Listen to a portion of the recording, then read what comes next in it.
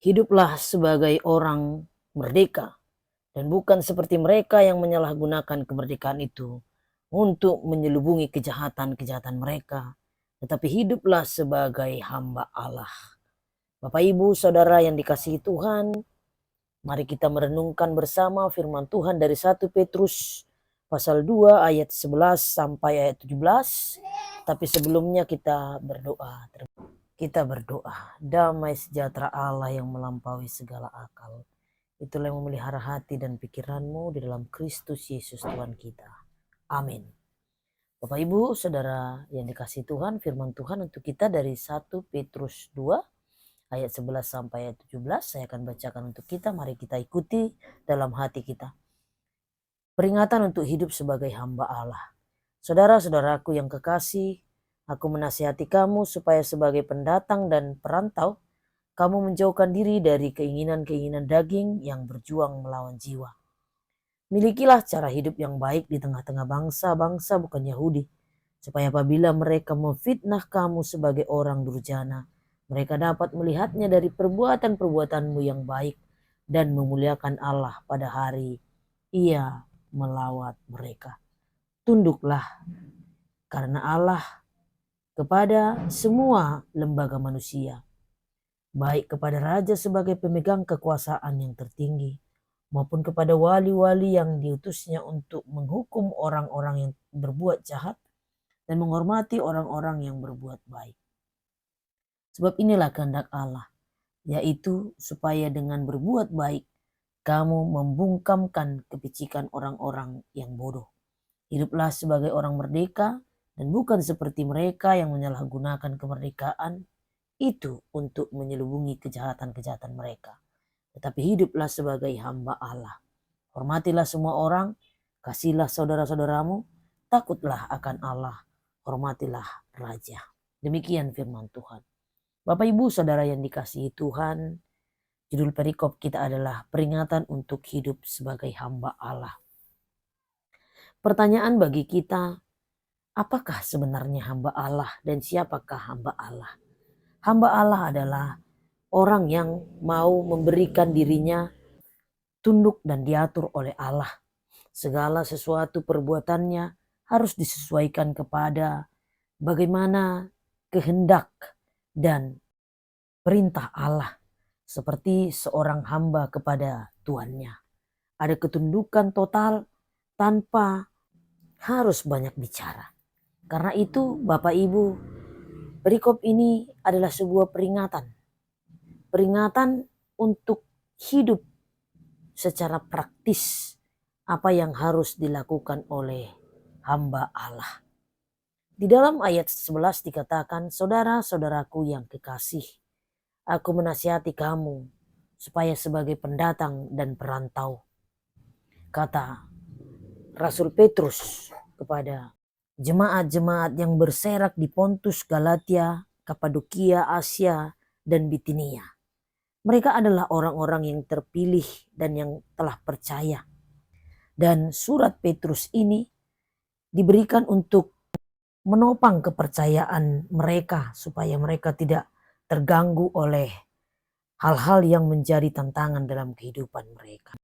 Supaya sangat jelaslah apa yang dikatakan dalam 1 Petrus 2 ayat 9, bahwa kamulah bangsa yang terpilih, imamat rajani, bangsa yang kudus, umat kepunyaan Allah sendiri, supaya kamu memberitakan perbuatan-perbuatan yang besar dari Dia yang telah memanggil kamu keluar dari kegelapan kepada terangnya yang ajaib, menunjukkan jati diri yang benar, yaitu menjadi umat kesayangan Allah, bangsa yang telah dipilih.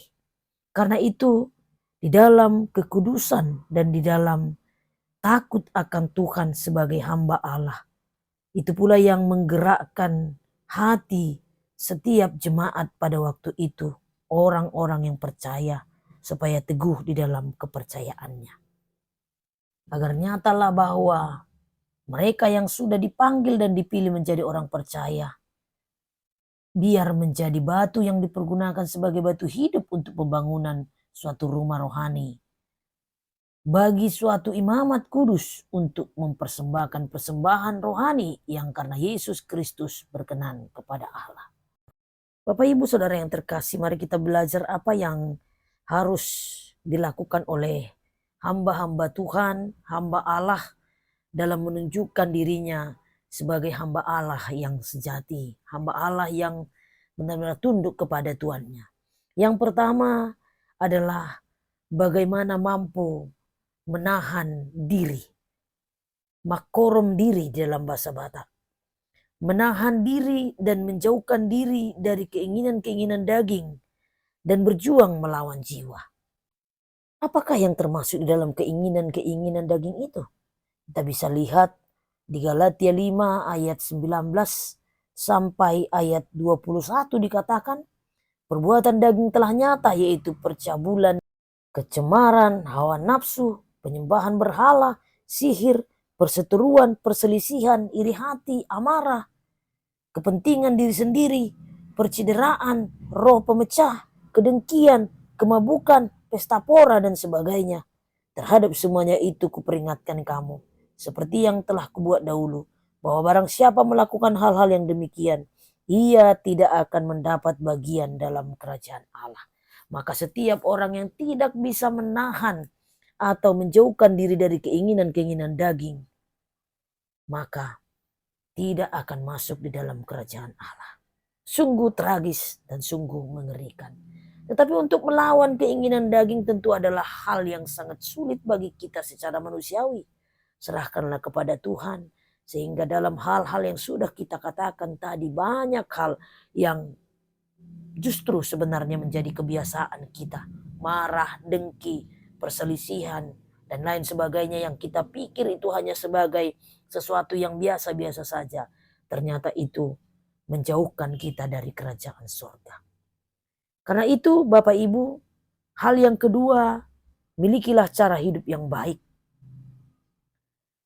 Di tengah-tengah bangsa bukan Yahudi, jadilah kesaksian yang baik. Jadilah orang-orang yang bersaksi hidup di dalam ketaatan. Sehingga orang-orang yang bukan Yahudi, bukan termasuk orang yang dianggap percaya, tetapi orang yang mengandalkan, yang mengakui bahwa hukum Taurat itu yang paling utama, peraturan-peraturan yang paling utama yang bisa menyelamatkan. Mereka akan melihat ketika mereka memfitnah, tetapi mereka akan melihat melalui perbuatan-perbuatan yang baik dan mereka akan memuliakan Allah. Mereka akan berbalik ketika melihat kesaksian yang baik dari setiap orang yang percaya, yang teguh kepada Allah. Yang pertama tadi adalah bagaimana menahan diri, menahan dan menjauhkan diri dari keinginan-keinginan daging. Yang kedua, tetaplah memiliki cara hidup yang baik atau bersaksi.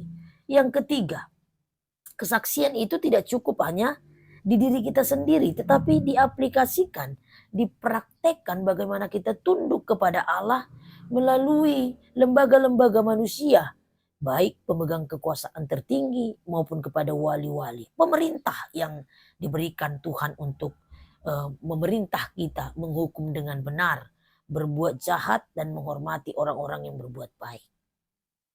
Karena itu lihatlah pemerintah yang mana, wali-wali yang mana, dan lembaga-lembaga manusia yang mana yang seharusnya bisa digugu, ditiru, bisa diteladani. Itu harus dihormati. Bahkan yang tidak takut akan Tuhan sekalipun, kita harus mendoakannya. Berharap mereka bisa menjadi teladan di tengah-tengah lembaga-lembaga manusia. Karena itu, biarlah kita tetap hormat kepada yang diutus oleh Allah sebagai wali di tengah-tengah dunia ini, yang memimpin kita, yang memerintah kita. Karena kita adalah hamba Allah yang harus tunduk kepada pemerintah yang sudah diberikan Allah untuk memimpin kita. Yang selanjutnya Bapak Ibu Saudara sekalian, itulah kehendak Allah, supaya dengan berbuat baik kamu membungkam kepicikan orang-orang yang bodoh. Dengan berbuat baik, dengan bersaksi, kita boleh membuat mereka malu dan bungkam, terdiam, tersipu-sipu malu oleh karena perbuatan kita yang benar dan baik sesuai dengan kehendak Allah. Maka apa yang diinginkan oleh Allah lewat firman Tuhan melalui Rasul Petrus adalah hiduplah sebagai orang merdeka, bukan seperti mereka yang menyalahgunakan kemerdekaan itu untuk menyelubungi kejahatan-kejahatan mereka, memperalat kemerdekaan untuk boleh menyiksa dan membuat ketidakadilan kepada orang lain. Maka sebagai orang yang merdeka, mari memerdekakan orang lain, mari memberikan hati untuk boleh saling menerima satu sama lain, saling menghargai satu sama lain, saling mengasihi satu sama lain. Secara khusus di hari kemerdekaan 17 Agustus 2025 di hari Minggu ini, kita diajari untuk hidup sebagai orang merdeka dan boleh memerdekakan orang lain. Seperti epistel Minggu yang dikatakan bahwa orang Heber yang akan dilepaskan setelah 6 tahun bekerja, itu pun harus dilaksanakan pada tahun ke-7 untuk membebaskan mereka. Sebab pembebasan itu harus diberikan supaya orang lain juga merasakan sukacita. Maka sambutlah orang lain, terimalah orang lain, kasihilah orang lain, berikan perhatian kepada orang lain. Hormatilah semua orang, kasihilah saudara-saudaramu, terlebih takutlah akan Tuhan, hormatilah Raja. Yang paling utama dari semua itu adalah takutlah akan Tuhan, supaya nyata bahwa kita adalah orang-orang yang sudah mendapat keselamatan. Karena tema minggu kita adalah bagaimana kita menunjukkan hidup kita sebagai orang-orang yang merdeka. Karena itu dalam ketundukan kita kepada Allah sebagai hamba Allah, kita pun harus tunduk dalam segala sesuatu yang diaturkannya, yang diperintahkannya, baik selama kita di dunia atau bagaimana kita menghormati dan tunduk kepada kekuasaan Allah dalam kerajaannya.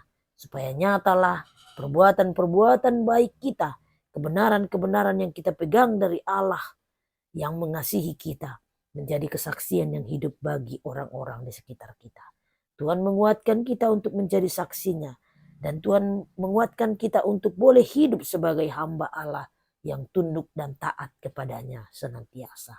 Amin, kita berdoa. Terima kasih Tuhan untuk firman-Mu. Mari ajarilah kami untuk melakukannya sesuai dengan kekuatan dan daripada Roh Kudus. Sebab kami tidak sanggup untuk menjauhkan diri kami dari keinginan-keinginan daging kami jika kami mengandalkan diri kami. Dan kami tidak akan pernah bisa Tuhan bersaksi ketika kami mengandalkan diri kami.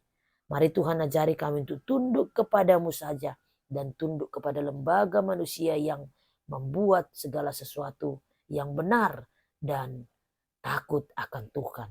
Terima kasih Tuhan, ajari kami untuk melakukan firman-Mu supaya kami takut sungguh-sungguh kepada Tuhan sebagai hamba Allah. Dalam nama Yesus Tuhan kami yang hidup. Amin.